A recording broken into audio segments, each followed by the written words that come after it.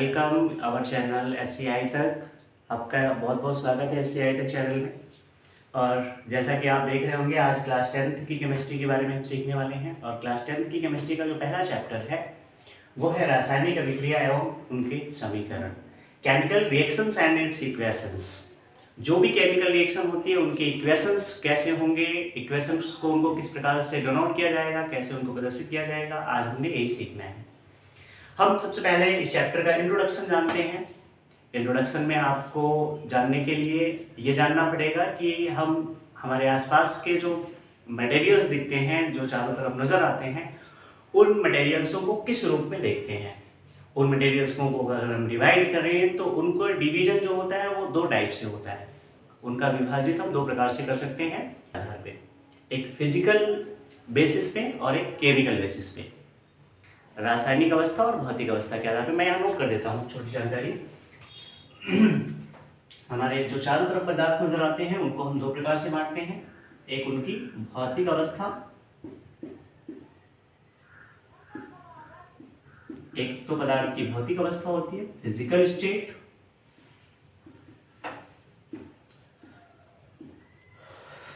दूसरी होती है किसी भी पदार्थ की रासायनिक अवस्था।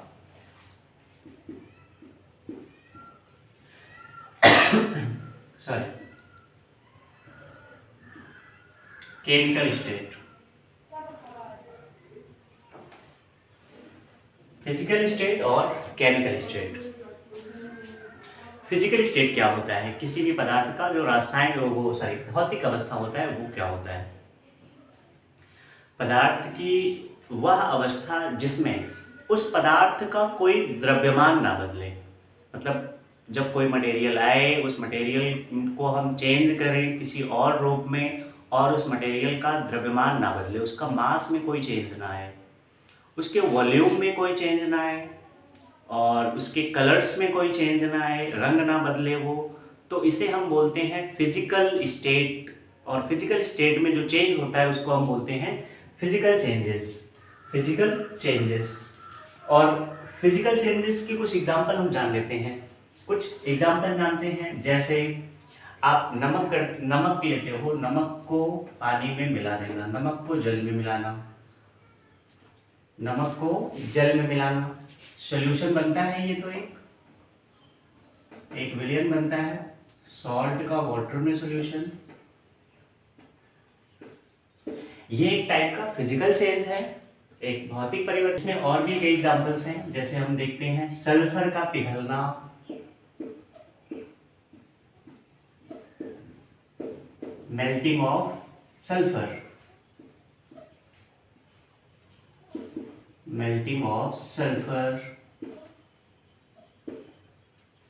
हम आइसक्रीम खाते हैं, आइसक्रीम का जो पिघलना होता है, आइसक्रीम जो पिघलती है वो भी एक टाइप का फिजिकल चेंज है।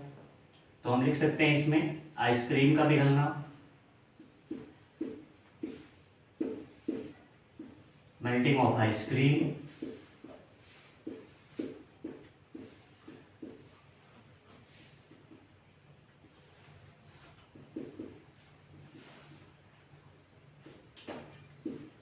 जो हमारे घरों में लाइटें लगी होती हैं, वो जलती हैं, बुझती हैं बार बार, ये भी एक टाइप का फिजिकल चेंज है। तो बहुत सारे फिजिकल चेंजेस हम आसपास के अपने वातावरण में देखते हैं जो हमें दिखाई देते हैं। अच्छा, फिजिकल चेंज में हमें केवल इतना ध्यान रखना है कि इसमें जो भी मटेरियल होगा उस मटेरियल का द्रव्यमान यानी कि मास उसका चेंज नहीं होगा। सेकंड जो चेंज आता है, सेकंड चेंज को हम फटाफट लिख देते हैं, क्या होता है? केमिकल चेंज, रासायनिक परिवर्तन।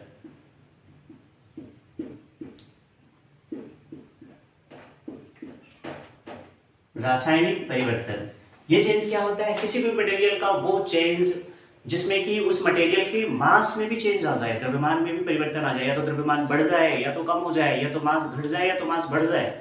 फॉर एग्जाम्पल अगर हम बातें करें, घरेलू उपयोग की बातें करते हैं, हम थोड़ा सा जानने का प्रयास करते हैं। जैसे हम लोग ठंड के महीने में अलाव तापते हैं लकड़ी का या कोयले का, तो लकड़ी और कोयले को जलाते हैं, हम बर्न करते हैं, कंबसन करते हैं उसमें। तो क्या होता है? लकड़ी का केमिकल फॉर्म क्या होता है? कार्बन।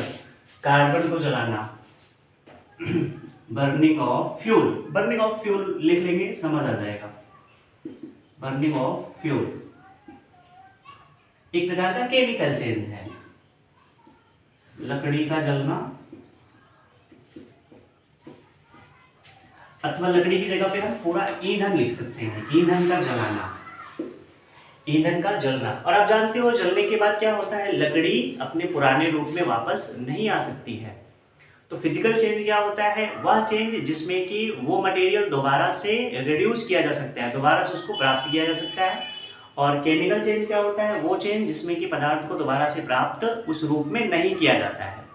फिजिकल चेंज के एग्जांपल आपके सामने है, केमिकल चेंज का एग्जांपल मैंने एक लिख दिया, और भी एग्जांपल आप देखने को मिलते हैं केमिकल चेंजेस के, जैसे दही का जमना, दूध जो होता है, दूध धीरे धीरे करके दही में चेंज होता है, तो दही से दोबारा हम दूध को प्राप्त नहीं कर सकते हैं, ये भी एक प्रकार का केमिकल चेंज है। लिख देता हूं मैं एक एग्जांपल इसका, दूध का दही में चेंज होना, दूध का दही में बदलना।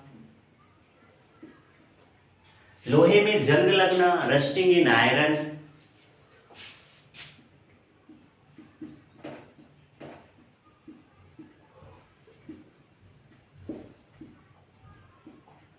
हमें इस चैप्टर में क्या कवर करना है, रासायनिक अभिक्रिया, केमिकल रिएक्शन।